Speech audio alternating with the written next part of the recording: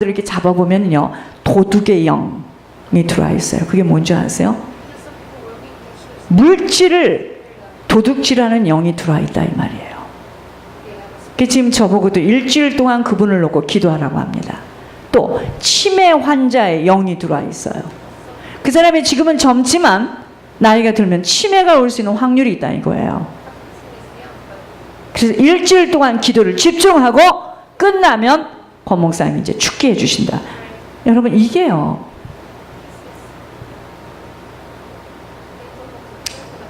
실제입니다.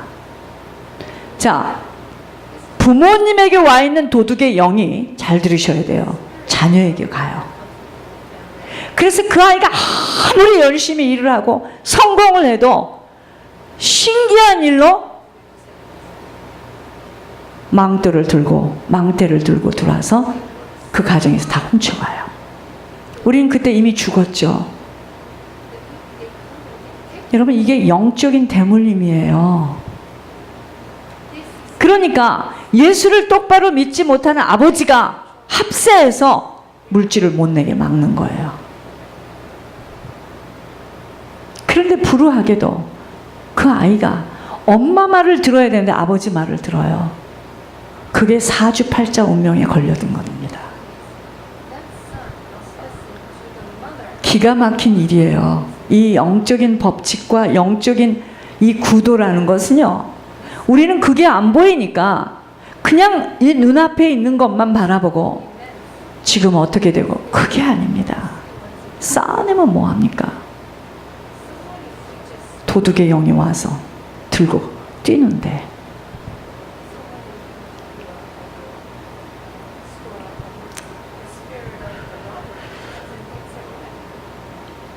생명길은요, 오직 회개와 섬김이 다라는 것이 무슨 뜻인 줄을 깊게 깨달을 수 있는 영안이 열려야 돼요.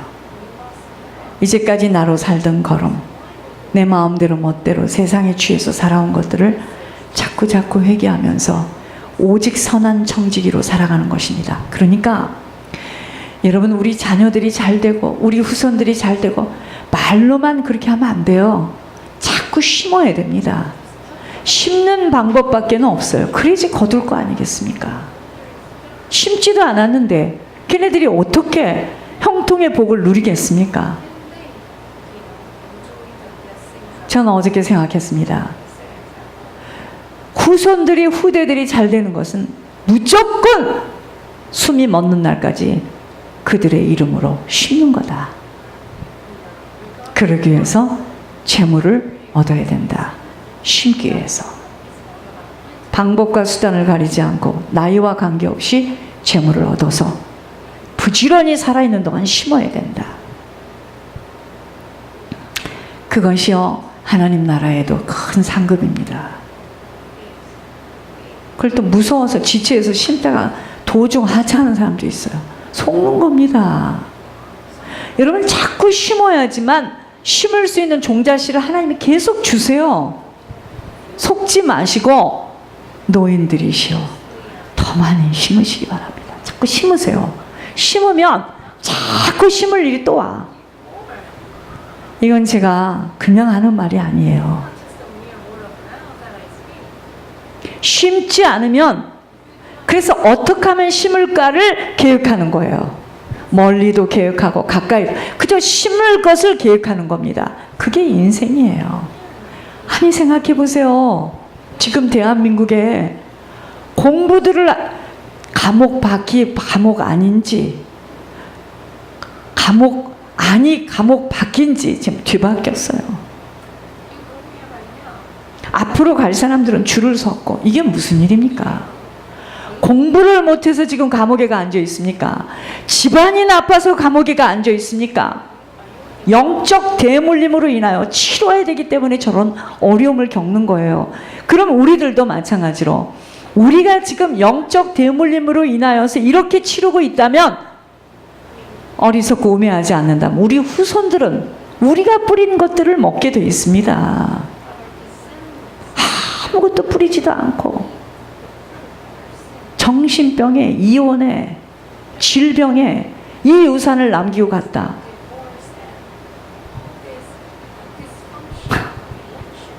걔들은 그걸 먹어요. 그걸 뭐 이렇게 감싸서 키우고 저렇게 감싸서 키우고 사람 여럿이 붙어서 키우고 지금 그게 문제가 아닙니다. 걔 영혼이 위에서 뿌린 것들을 그 아이가 지금 먹고 있고 계속 쌓아지고 있는 거예요. 영적 흐름이 그렇게 중요합니다. 누가 아이를 보고 누구하고 있는가가 그렇게 중요해요.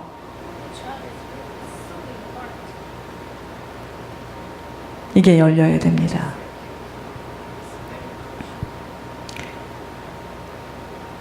이제까지 나로 살던 걸음, 내 마음대로 멋대로 세상에 취해서 살아온 것들을 자꾸 회개하면서 오직 선한 정직이로 살아가는 것입니다. 그것이 섬김이에요. 이런 인생이 바로 선한 것들을 갚아가는 자로 그러한 인생에 아버지만 나타나게 되어 기적과 이적의 일들이 일어나는 것입니다. 그러니 부분적인 섬김을 가지고 형통한 인생을 살아가겠다고 하는 것이 얼마나 부끄러운 일이에요. 우리 할 것 딱 단돌이 해놓고 걸치는 거죠. 이 정도로. 온전히 아버지를 신뢰하지 못하기에 그렇게도 두려워 떨게 되는 것입니다. 우리 인생 전체는 섬김이에요. 선한 것을 갚아가는 선한 정직이가 되어 풍성한 자로 살려면 1번, 온전한 믿음과 신뢰로 아버지께 모든 것들을 다 맡길 수 있는 자로 서야 됩니다. 엘리야를 맡길 수 있는 사람한테 맡길 때는 엘리야 부모가 돌아가면서 마음이 편안하겠지만 2층에 할아버지를 딱 놓고 엘리야를 맡겼다. 못 맡기죠. 엘리야 놓고 텔레비 볼 거니까, 화투 칠 거니까, 그쵸? 못 맡깁니다. 왜 우리가 하나님께 못 맡기는 줄 알아요? 하나님을 아직 못 만났어. 못 만났어. 그래서 믿을 수가 없고 신뢰할 수가 없어요. 못 맡깁니다.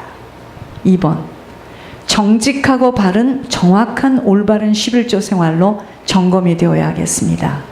11조는 하늘의 세금과 같은 것으로 예물이 아니에요. 신앙 고백입니다. 예물이라고 착각하지 마세요. 3번째, 예물의 의미를 바로 알아야 하겠습니다.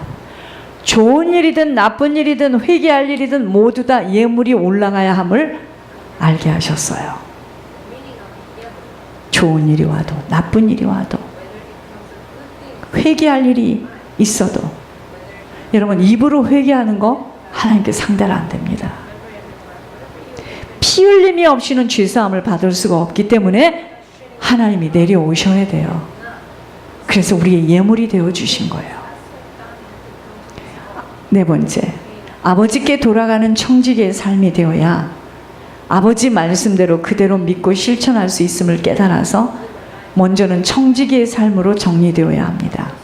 5번째, 입술로 마음으로 아버지께 약속하고 소망하며 소원한 것들에 대하여 절대로 어떠한 어려움을 동반한다 하여도 지켜 행하려고 온 힘을 다해야 합니다.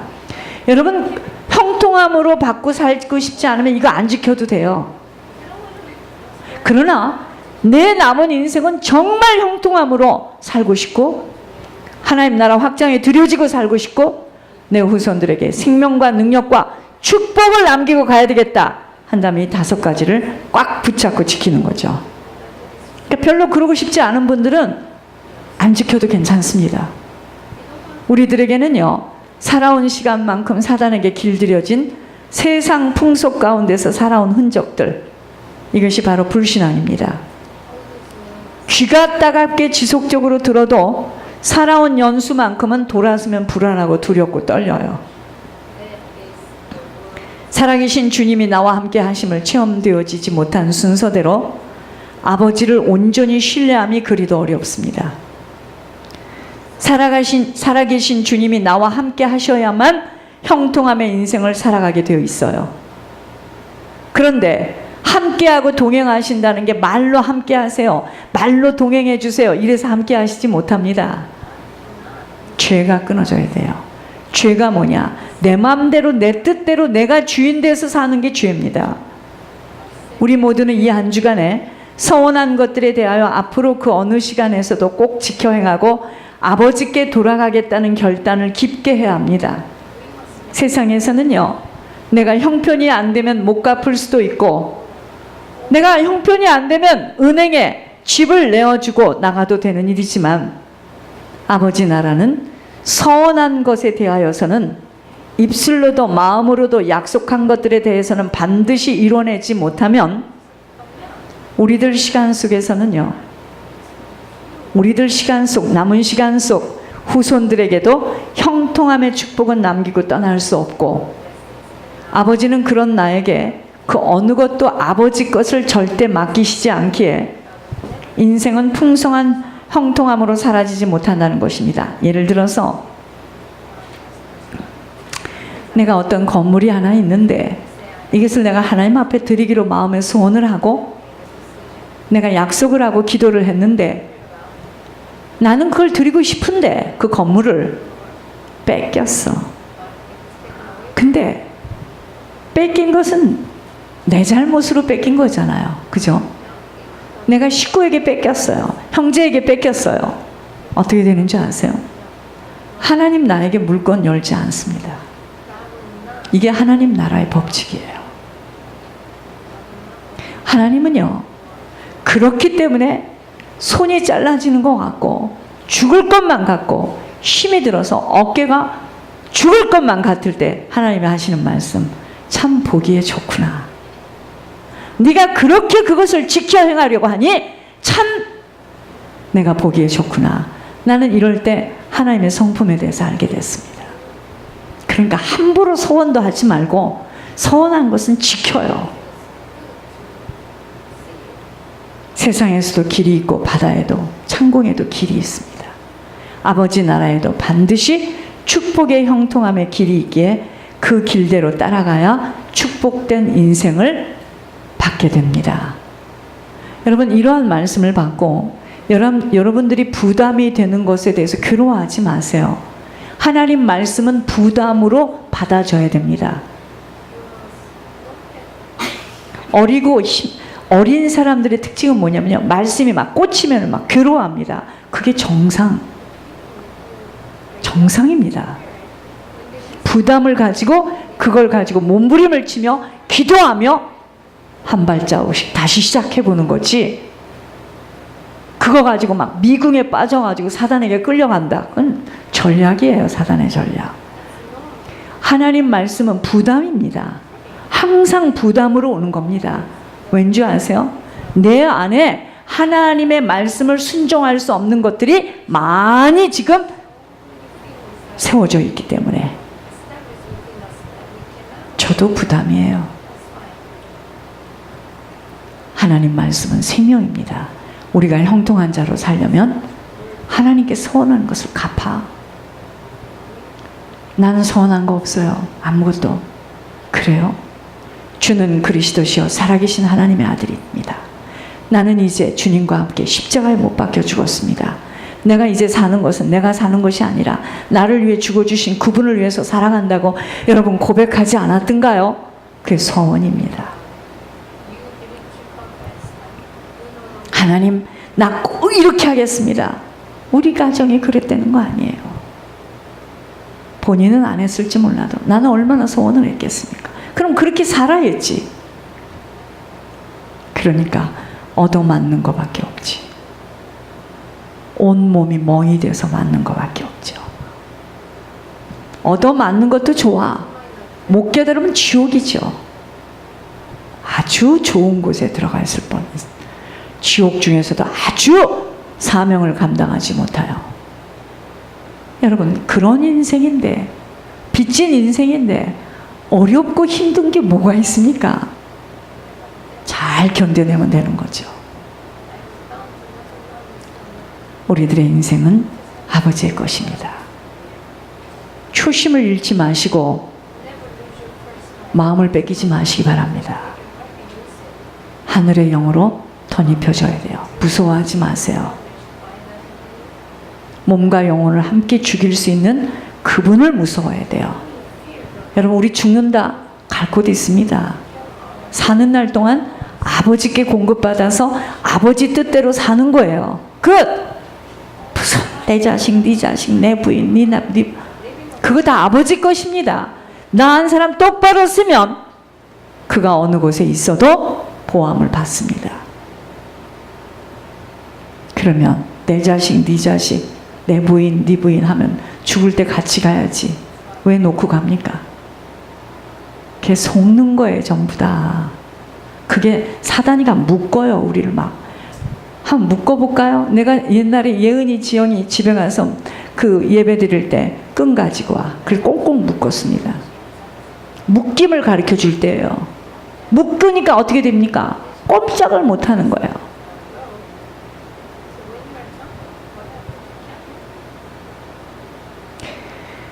제가 어저께 늦게 교회 와가지고 이제 밥을 먹는, 한빈이가 밥을 안 먹어요. 걔는 밥 먹는 걸 싫어해. 어렸을 때 나를 보는 듯 합니다. 쥐약 먹이고 독약 먹이는 것처럼 밥만 먹자면 걔는 싫어해. 내가 그걸 이렇게 보면서요, 밥을 먹기 싫어하는 애는 밥을 주면 안 됩니다. 그죠? 근데 부모는 어떡하죠? 막 들고 다니면서 뛰잖아요.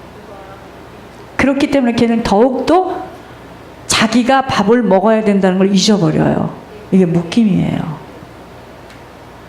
그래서 우리가 아이들을 키울 때요, 여러분, 나는 참 내가 미국 며느리를 보면서 배울 게 많다 그래요. 난 뒤집어집니다. 내 기준으로 볼 때는 그렇게 키워야 돼. 그렇게 해서 자기 스스로 얘가 지금 3살인가 5살인가 이런 생각이 들 정도로. 그래서 미국 아이들이 강하구나. 그래서 나중에 쟤네들이 리더로 서는구나. 우리는요, 싸고 또 싸고 또 싸고 또. 그러니까 약해. 똑같은 사람인데 약해. 얼마나 싸고 키웠는지 약해. 많은 걸 생각해봐요. 저렇게 키우는 거구나. 던져서 키우는 거구나. 어제는 손을 이렇게 잡고 사진을 찍어서, 얘가 도대체 몇 살인데 큰 애 취급을 하는 거예요. 그래서 미국이 이렇게 됐구나. 미국이 크구나. 우리 동양 사람은 막 그 애를 싸고 또 싸고 파파파파파파파파파파 떨고. 그러니까 세상을 나와보면 어떻게 생겼습니까? 자기가 있는 곳에 있는 곳만 있습니까? 적응을 못하는 거야, 애들이. 그리고 가서 학교 가서 딴짓하는 거야, 이제. 그럼 늘 엄마가 가르쳐주고 늘 말해주고 지적해주는 곳으로만 갑니까? 내가 어젯밤에 가만히 생각을 해봤습니다. 집에 와서 얼마나 졸려운지. 근데 할 건 다 해놓고 가야죠. 가방을 다 준비해서 문 앞에 놔야 장모님이 그걸 갖고 와. 가만히 생각을 해봤습니다. 그렇구나. 손을 놓고 자기 스스로 큰 순서대로 리더십도 있고 강하고 똑똑해. 정신 차려야 돼요. 묶여서 그래요, 우리가. 묶여서. 그래서 결국 한빈이는 굶었어요. 안 먹고 조금 있으니까 혼자 자더라고. 근데 그걸 우리는 무서우니까 맡겨. 저도 옛날에 굉장했습니다. 그러니까 애가 약해. 툭하면 알러지, 툭하면 감기.